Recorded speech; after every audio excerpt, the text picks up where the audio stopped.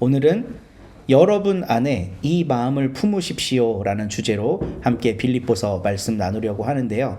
옛날 성경에 우리가 읽던 개역 개정판, 개역 한글판에는 너희 안에 이 마음을 품으라 이렇게 얘기를 하죠. 곧 그리스도 예수의 마음이니 하면서 이게 한 문장처럼 넘어가요. 그래서 잘 생각해 보면 표현은 세 번역이 좋은데 느낌은 옛날 게 좋더라고요. 어떤 마음을 품어야 되는지 바로 다음이 나오잖아요. 그리스도 예수의 마음이니. 네. 근데 마음을 품으십시오 하니까 이게 뭔가 끊기는 느낌이더라고요. 하지만 우리는 세 번역 성경으로 주일 말씀 나눔을 하니까 여러분 안에 이 마음을 품으십시오 라는 주제로 함께 말씀을 나누려고 합니다. 이게 누구의 그림일까요? 고흐? 네, 빈센트 반 고흐의 그림입니다. 고흐가 그린 선한 사마리아인 그림이에요. 딱 그런 느낌이 나죠? 예. 선한 사마리아인의 비유를 고흐의 붓으로 그린 겁니다. 이제 고흐는 색을 굉장히 강렬하게 쓰는데 그것보다 이번 작품에서 제 눈을 더 사로잡은 것은 붓 터치였어요. 요런 윗부분 이런 데 보시면 터치감이, 질감이 그대로 다 살아있어요. 그 붓 결이 다 살아있죠. 네, 그러네요. 네. 물론 고흐가 이런 류의 그림을 많이 그리는 편이지만 이 결을 이렇게 살림으로써 표현하고 싶은 게 있었던 것 같아요. 왜냐하면 이게 정신병원에서 그린 그림이에요. 이제 한 해 전에 어떤 사건인지 역사적으로 명백하게 밝혀지진 않았지만, 그러니까 이제 고흐는 원래 그 예술가들이 공동체 생활할 수 있는 곳을 꿈꿨어요. 그래서 공동 생활을 하면서 서로 간의 영감을 북돋아주고 막 이런 생활을 하고 싶었습니다. 근데 그게 좌절돼요. 그래서 그 고통 때문인지 고갱이 자기를 배신하고 떠났기 때문인지 뭐 정확한 이유는 알 수 없지만 자기 귀를 스스로 잘라요. 그러면서 이제 정신병원에 들어가게 됩니다. 이게 발작이 시작되면 그냥 고흐가 아니에요. 다른 사람이 되는 거예요. 이제 그림도 못 그리겠죠, 당연히. 발작이 시작되면. 혹시 간지? 그러다가 그럼 그건 모르겠어요. 어떤 류의 질병이 정확히 모르지만 발작이 일어나면 그림을 못 그리는데 잠깐 제정신이 들어오면 그림을 그릴 수가 있었어요. 그래서 요 그림은 발작과 발작 사이 잠시 정신이 들었을 때 그린 그림이에요. 어떻게 고흐가 그렇게 그림을 그렸다는 걸 누가 기자가 사진 찍은 것도 아니고 어떻게 알 수 있냐? 고흐가 동생에게 보냈던 수많은 편지가 있는데 그 편지에 그런 내용들을 다 담아놨습니다. 내가 어제는 발작이 너무 심해서 붓을 못 들었는데 오늘은 좀 괜찮네. 그래서 무슨 그림을 그렸어. 뭐 이러면서 그림에 대한 해설을 해줘요, 동생한테. 그래서 그게 책으로도 묶여서 나와 있어서 그 책을 함께 읽으면 고흐의 작품을 감상하는데 굉장히 도움이 되죠. 고전 작가들은, 물론 고흐는 고전 작가는 아니지만 고전 작가들은 그림을 그리기만 하고 글을 안 남기고 사라져 버리잖아요. 그러니까 이 그림이 도대체 무슨 뜻일까 해석이 막 난무하게 되는데 고흐의 그림은 비교적 상세하게 그 정보들에 접근할 수가 있어요. 이 그림을 잘 보면 이 사람이 사마리아인이겠죠. 노란 옷을 입은 사람. 사마리아인이 강도 만난 사람을 나귀에 태우고 있는 모습입니다. 막 등이 이렇게 젖혀져 갖고 림보하는 것 같아요. 엄청 힘들게 힘겹게 나귀 위에다가 지금 싣고 있어요. 근데 나귀도 온순한 표정으로 뭔가 이렇게 순종적인 모습처럼 보이죠. 근데 요 모양을 잘 보면요, 온갖 힘을 쓰면서 강도 만난 사람을 말 위로 올리고 있지만 사실 둘 다 되게 힘들어 보여요. 그리고 고흐의 얼굴을 이렇게 가리고 보면 이게 한 사람인지 두 사람인지 뒤엉켜 있어요. 그러니까 보통 도와주는 사람은 강하고, 이렇게 이제 민동주 어린이가 아주 어렸을 때 뭐 차에 태우거나 유모차에 태울 때 부모가 번쩍 들어다가 이렇게 탁 놓잖아요. 그러면 도움을 주는 측과 받는 측이 명확하게 구분이 되거든요. 근데 이 그림은 선한 사마리아인이라는 정보 없이, 그림에 대한 해설 없이 그냥 보면 누가 누구를 돕는 건지 사실 몰라요. 애매해. 고흐는 왜 이런 그림을 그렸을까? 그리고 이 그림의 아주 재밌게 관찰되는 부분은 이 두 사람 말고 두 사람이 더 있다는 겁니다. 누굴까? 저 두 사람은 레위인과 제사장이겠죠. 그러니까. 네, 레위인과 제사장까지 지나가냐. 여기다 그려 넣습니다. 근데 이거는요, 고흐의 창작물이 아니에요. 순수 창작물이. 고흐가 모작을 한 겁니다. 들라크루아라고 하는 작가가 있는데 그 작가의 그림을 똑같이 모작한 거예요. 고흐가 모작을 엄청 많이 해요. 모네 그림도 막 똑같이 그려버립니다. 근데 고흐가 그린 모작들의 특징은 좌우를 뒤집어요. 그리고 웬만한 포인트들은 그대로 다 살립니다. 근데 들라크루아의 그림을 보면 색이 굉장히 정제돼 있고 강렬하고 우리의 시선을 확 사로잡잖아요. 그리고 표현이 엄청 디테일해요. 여기도 두 사람이 등장하거든요. 근데 이 사람 보세요. 오른쪽 구석에 있는 사람. 뭘 보면서 가죠? 예. 율법을 보면서 가는 거죠. 모른 척하고 율법을 보면서 가는 거예요. 가서 설교해야 되나 봐. 목적지에 가서 설교를 해야 되는지 말씀을 보면서 가고 있어요. 이렇게 책을 들고 있거든요. 보면. 그러니까 들라크루아의 그림이 너무 이게 훌륭한 그림이기 때문에 고흐는 이 그림을 따라합니다. 근데 살짝 바꿔요. 일단 가장 큰 차이는 터치 질감이에요. 거칠어. 터치가 거칠어요. 아마 고흐가 제정신이 돌아왔어도 막 정신병 걸린 약 이런 거 계속 먹었을 거 아니에요? 몸과 마음이 피폐해져 있었을 거예요. 그러니까 이 터치가 부드럽게 잘 안 되는 거죠. 거친 붓의 놀림이 그림에 그대로 다 담겨 있습니다. 그리고 또 하나는 나중에 한번 구글 찾아서 보시면 좋은데 고흐의 초상화를 한번 찾아보세요. 고흐의 초상화. 길을 벤 다음에. 아니 뭐 그 전이든 후든 초상화랑 얼굴이 비슷해요. 이 사마리아인, 그러니까 남에게 도움을 주는 사마리아인의 자기 얼굴을 그려 넣어요. 근데 고흐의 삶을 한번 생각해 보세요. 고흐가 지금 남을 도울 처지입니까? 아니요. 도움을 받아야 될 처지죠. 그러면 고흐가 어디다가 자기 얼굴을 그려 넣는 게 합리적일까? 이쪽. 강도 만난 사람한테 자기 얼굴을 그려 넣는 게 합리적이죠. 그리고 교회 안에서 그게 더 은혜로워. 강도 만난 우리들 하나님이 보살펴 주십니다. 고흐는 강도 만난 사람처럼 삶이 피폐해졌지만 그때 도움의 손길을 통해 하나님의 돌보심을 은혜를 입었습니다. 얼마나 은혜로워. 근데 그 도움 받는 사람의 얼굴이 아니라 도움을 주는 사람의 얼굴에 자기를 그려 넣는다는 거, 저는 이게 아주 독특한 면이라고 생각해요. 누군가를 돕고 섬기는 건 내가 어떤 위치에 오르고 얼마만큼을 가지고 난 다음에 할 수 있는 일이 아니라 그 핍절한 처지를 누구보다 잘 아는 사람만이 할 수 있다는 거예요.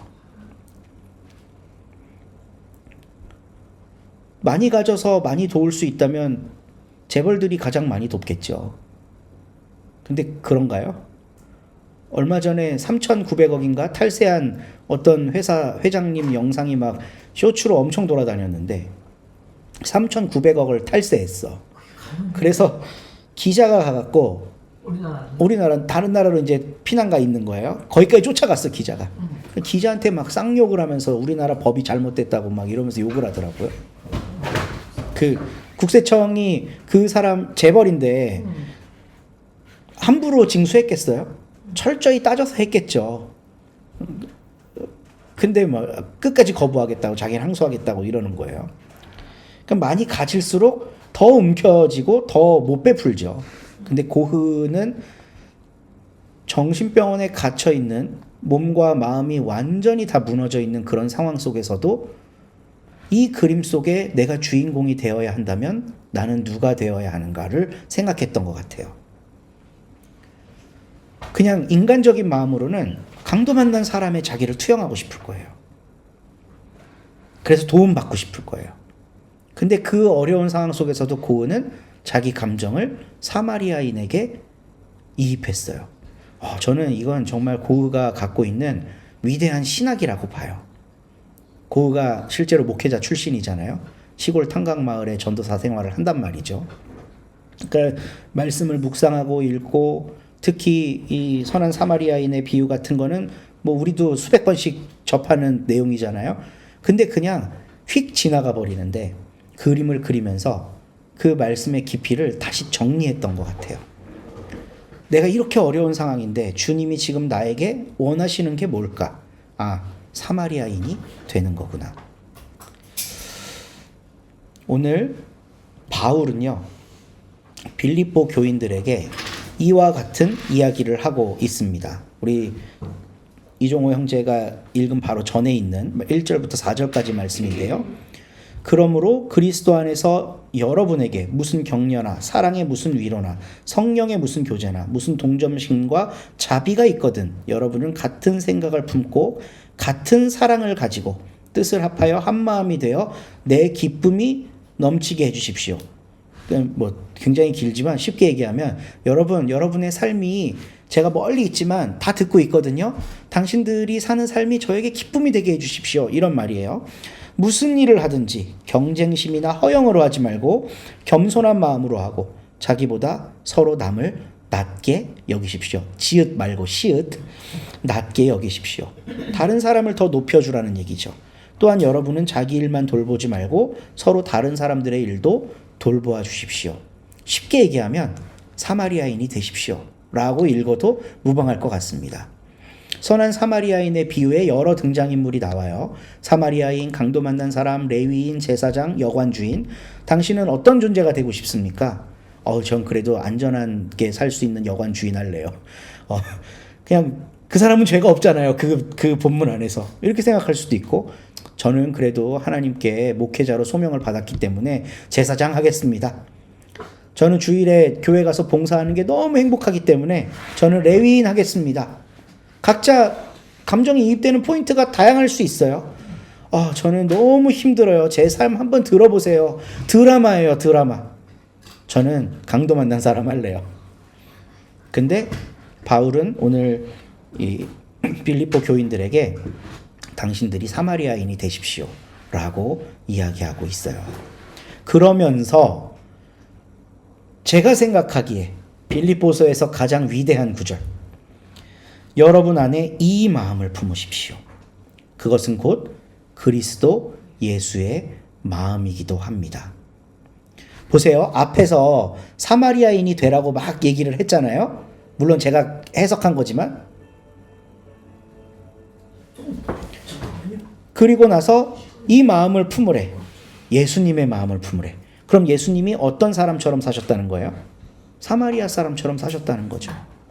누군가를 돌보며 누군가를 치유하며 사셨다는 겁니다.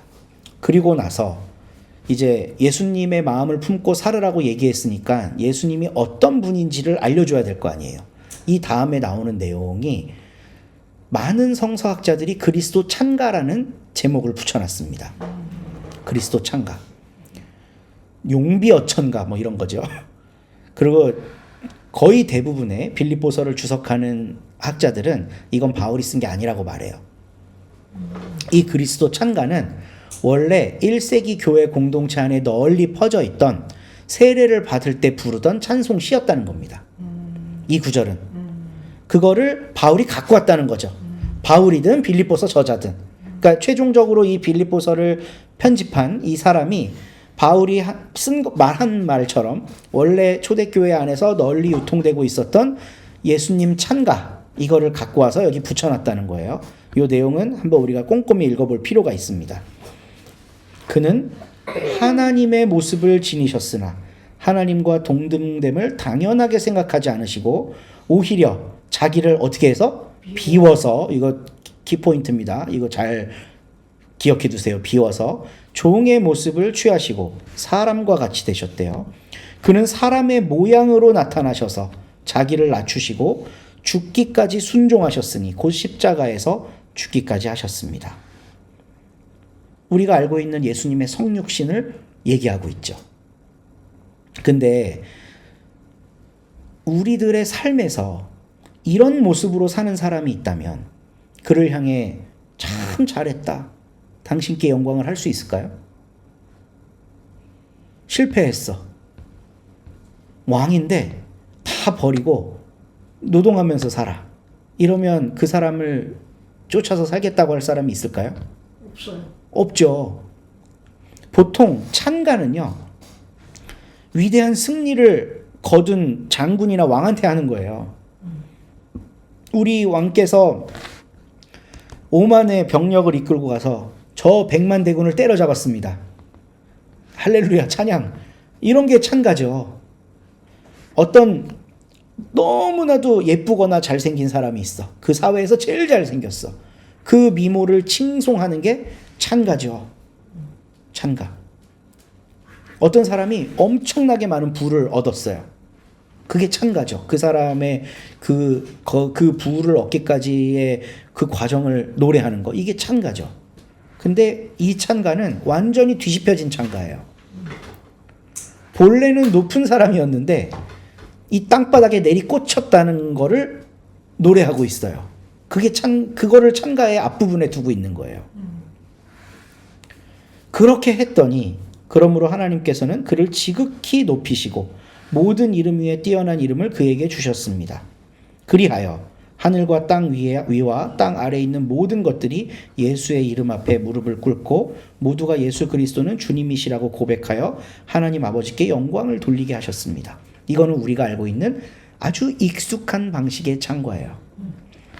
높이 계신 주님께 우리 여기 모인 모든 사람들이 영광과 찬양을 올립시다. 막 이런 얘기 우리 예배 때 많이 하잖아요. 그럼 우리 아멘 하면서 막 높여드리죠.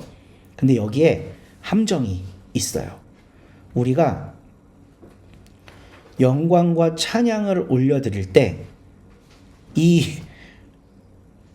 우리 속에 있는 어떤 감정 혹은 욕심, 탐심 이것과 이게 교묘하게 믹스가 되면요.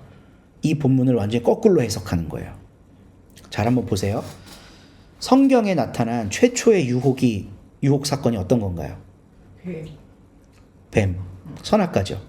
뱀이 선악과 먹으라고 아담하고 하와를 꼬드기면서 뭐라 그래요?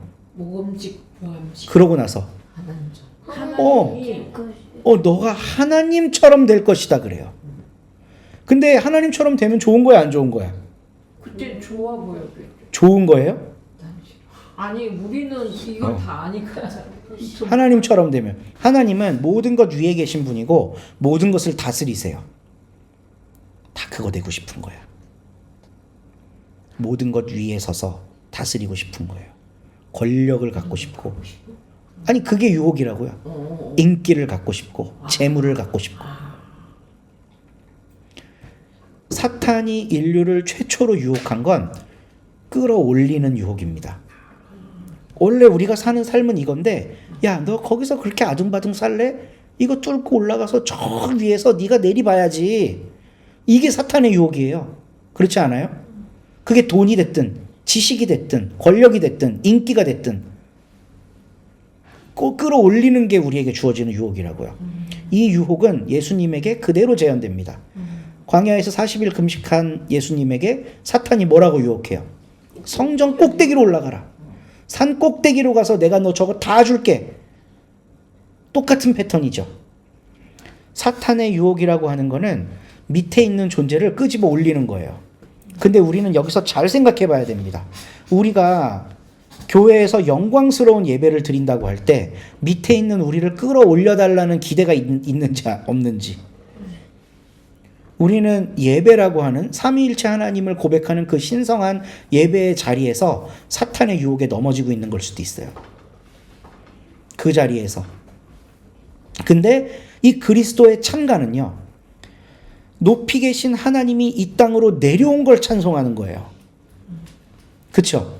완전히 반대예요. 완전히 반대. 차라리 저 강도 만난 사람 돼서 치유받고 싶어요. 이거거든요, 우리 그림. 사마리아 그림을 보면서. 근데 고흐는 제가 사마리아 사람이 될게요 라고 말하잖아요. 나도 사마리아 사람이 될게요. 바울도 앞에서 성도들에게 나보다 저 사람을 더 낮게 여기고 서로를 섬기십시오 하잖아요. 그 사마리아인 되라는 거잖아요. 그러니까 나의 도움이 필요한 사람은 이 세상에서 나보다 아래에 있는 사람이거든요. 근데 바울이 교인들에게 권면한 건 글로 내려오라는 겁니다. 그러면서 바로 그게 예수님의 마음인데 그 예수님이 어떤 분이냐면요 라면서 그리스도 찬가를 가지고 오는 거예요. 그는 위에 계신 하나님이셨지만 어떻게 와? 밑으로 와. 하나님과 종이라고 하는 걸 대비시키잖아요. 극과 극을. 그가 종이 되셨다는 거예요. 그랬더니 하나님이 그를 높이셨대. 여기서 또 이게 함정이 있어요. 그래 잠깐 종의 행세를 하고 나면 나중엔 왕의 모습으로 높여주시겠지. 그래서 우리 재림하시는 예수님 보면 엄청 멋있게 그리잖아요. 막 후광 번쩍번쩍 나고 막 왕관 쓰고 왕처럼 오시잖아요. 이런 게 우리를 헷갈리게 하는 거예요. 하나님이 높이신다는 거는요. 그렇게 낮아지신 예수님을 있는 모습 그대로 보여주신다는 겁니다. 이제 그걸 깨끗이 씻겨서 왕의 옷을 입히고 왕관을 씌운 다음에 자 봐라 하고 올리는 게 아니라 그 낮아진 모습을 많은 사람들이 볼 수 있도록 올려주신다는 거예요. 이게 내 마음이야, 이게 내 뜻이야 라는 걸 보여주신다는 거예요. 아까 제가 이 비워서라는 말이 되게 중요하다고 했잖아요. 지금은 막 벚꽃이 피고 문산에는 아직까지 벚꽃이 만개해 있습니다. 나뭇잎이 파릇파릇해지는데 가을이 되면 낙엽이 지죠. 낙엽이 지고 어떻게 됩니까 나중에? 통통 비죠. 텅텅 비죠. 벌거벗죠. 근데 나무가 아우 이렇게 예쁜 내 잎들을 왜 떨어뜨려야 돼? 난 더 많이 풍성하게 피울 거야. 하고 가을에 더 풍성하게 피우면 어떻게 될까요? 가을에 봄보다 더 많은 잎을 막 펴. 그러면 겨울을 보낼 수 있을까요? 왜 못 보낼까? 못 견디니까 추워. 뿌리에서 잎으로 뭘 보내? 물을 보내주잖아요. 그 물이 겨울 되면 어떻게 돼요? 얼어 죽어요. 얼어 죽어요. 나무는 그 다음 생명을 준비하기 위해 잎을 다 떨어냅니다. 잎을 다 떨어내고 자기를 비우지 않으면 생명을 이어갈 수가 없어요. 자연계에서도 우리가 이런 이치를 보는데 예수님께서 우리에게 보여주신 모범이라고 하는 건 자기를 다 비워서 생명을 살리는 일을 하셨다는 거죠. 자기를 비워서. 자기를 비웠다는 건 무슨 뜻일까요? 내 뜻대로 안 한다는 거예요. 예수님도 그러잖아요. 나를 보내신 이의 뜻을 따라 내가 하는 거다고. 자기를 비운다는 게 그런 거죠. 그러니까 바울이 찬송한 혹은 초대교회 성도들이 찬송한 예수님은 그분이 어떤 특출난 능력으로 가득 차갖고 자기 뜻대로 했는데 일이 술술 잘 풀렸네. 그래서 영광스러운 자리까지 올라가셨어. 그래서 그걸 찬양하는 게 아닙니다. 그 모습을 찬양하는 게 아니에요. 다 비우고 내어주고 마침내 십자가까지 지신 그 주님을 높다고 찬양하는 겁니다. 높다고. 예수께서 보여주신 모습은 바로 그거고 바울이 예수의 마음을 품으라 할 때 그 예수의 마음이 바로 그 비움의 마음이라는 거죠. 우리는 신앙생활 하면서요. 이 조건부로 할 때가 참 많죠. 내가 이렇게 신앙생활하고 하나님께 기도하고 뭘 하면 하나님이 어떻게 해주시겠지 라고 하는 기대 속에 살아요. 근데 그 어떻게라는 건 아주 위험하게 때때로는 사탄의 유혹일 수도 있다는 겁니다. 나를 더 높은 곳으로 이끌어가게 했으면 하는 그런 마음. 근데 바울은 빌립보 교인들에게 그리스도 창가를 소개하면서 남을 너보다 더 낮게 여기고 그를 섬기는 사마리아 사람의 길에 들어서는 것, 그게 그리스도 예수의 마음이다 라고 가르쳐주고 있습니다. 이때 당시 빌립보에는 우리가 빌립보서 처음 시작할 때 얘기를 좀 나눴었지만요. 바울이 없어진 걸 기회로 생각하는 사람들이 있었어요. 기억하시죠? 저런 지도력이 흔들리니까 이제 내가 열심히 신앙생활하면 내가 이 교회를 딱 이렇게 움켜쥘 수 있겠지. 근데 바울은 그것마저도 같이 예수님에 대해 이야기하는 거니까 괜찮습니다 했어요. 근데 결국 바울이 주는 메시지의 알짬은 그런 모든 사람들을 향해서 그렇게 높아지려고 하지 말고 당신이 사마리아 사람의 길을 선택했으면 좋겠습니다 하는 마음이었어요. 그러면서 굉장히 당시 문학계에서는 역설적이었던 그리스도 찬가를 소개합니다. 예수님이 우리에게 오신 이유는 그분이 왕이 되기 위해 오신 게 아니라 종이 되기 위해 오신 거다. 그래서 하나님이 종이 되신 그 예수를 높여주시지 않았냐? 그러니까 우리도 서로 종이 되는 삶을 살자라고 이야기한 거예요. 예수 그리스도의 영광은 부활, 승천과 같은 환희 속에 있지 않습니다. 부활이나 승천이라는 키워드를 우리가 딱 들으면요, 벌써 아름다운 모습이 연출이 돼 있어요. 막 구름 타고 올라가고 부활하신 예수님 후광 번쩍번쩍하고 이런 모습을 우리는 이미지화해서 그리고 있거든요. 그리고 그런 예수님이야말로 영광받아 합당하다고 생각해요. 근데 사람이 되신, 종이 되신 그의 삶 속에 진짜 영광이 있다는 걸 바울은 이야기하고 싶었던 것 같아요. 그리고 오늘 우리도 빌립보서를 통해 그 마음을 함께 공유합니다. 우리가 예배 시작에 찬양으로 나누었던 것처럼 내 발을 닦아주사 먼저 섬기시고 서로 사랑하라고 말씀하신 그 주님의 본을 따르는 우리 서로 공동체가 되기를 간절히 소망합니다. 우리 함께 찬양하겠습니다.